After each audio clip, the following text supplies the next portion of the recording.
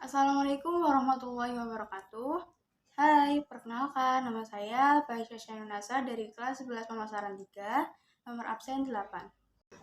Sebelum masuk ke videonya, ada yang tahu nggak sih apa yang dimaksud dengan kolonialisme dan imperialisme? Hal apa saja sih yang melatari keduanya terjadi di Indonesia? Tanpa berlama-lama, yuk masuk ke penjelasannya. Nah, jadi kolonialisme berasal dari kata kolonus yang memiliki arti menguasai. Isme memiliki arti upaya sebuah negara untuk mengembangkan kekuasaannya di luar wilayah kekuasaan negara tersebut. Kolonialisme memiliki tujuan mencapai dominasi kekuatan dalam bidang ekonomi, sumber daya alam, sumber daya manusia, dan politik. Wilayah koloni biasanya merupakan wilayah-wilayah yang memiliki kekayaan bahan mentah yang dibutuhkan oleh negara yang melakukan kolonialisme.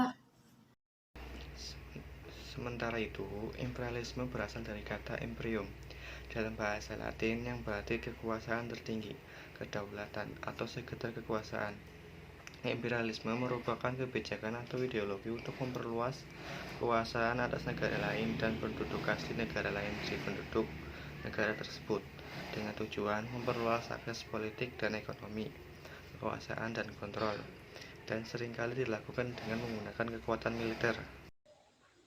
Perbedaan kolonialisme dan imperialisme terletak pada tujuannya. Kolonialisme berfokus pada penguasaan suatu wilayah dengan sumber daya alam tertentu untuk dibawa ke negeri asal penjajah.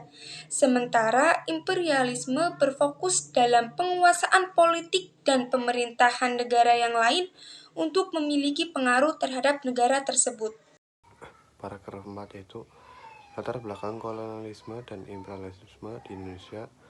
Kolonialisme dan imperialisme sudah dilakukan oleh bangsa Eropa sejak abad ke-15 di seluruh dunia, sampai akhirnya masuk ke Nusantara Indonesia. Pada saat itu, latar belakang bangsa Eropa masuk ke wilayah Nusantara disebabkan oleh beberapa hal, seperti jatuhnya Konstantinopel di kawasan Laut Tengah, kekuasaan Turki Utsmani pada tahun 1453, merosotnya ekonomi dan perdagangan bangsa Eropa, serta terjadinya revolusi industri. Revolusi industri membuat bangsa Eropa menciptakan kapal laut yang digunakan untuk menjelajah samudra demi mencari sumber daya di belahan dunia lain. Di sisi lain, kejatuhan Konstantinopel ke tangan Turki Utsmani pada tahun 1453 menyebabkan akses bangsa Eropa dalam mendapatkan rempah-rempah yang lebih murah di kawasan Laut Tengah menjadi tertutup dan membuat harga rempah-rempah di Eropa meningkat tajam. Bangsa Eropa kemudian terdorong untuk mencari dan menemukan wilayah-wilayah penghasil rempah-rempah ke dunia baru yang ada di timur Eropa. Lama-kelamaan, mereka semakin berambisi menguasai berbagai negara untuk keuntungan ekonomi dan kejayaan politik mereka, terutama pada wilayah-wilayah seperti Indonesia yang merupakan penghasil rempah-rempah seperti lada, cengkeh, pala, dan lain-lain. Rempah-rempah yang dihasilkan di Indonesia mendorong mereka untuk melakukan kolonialisme dan imperialisme karena rempah-rempah pada masa itu menjadi komoditas yang sangat laris di Eropa.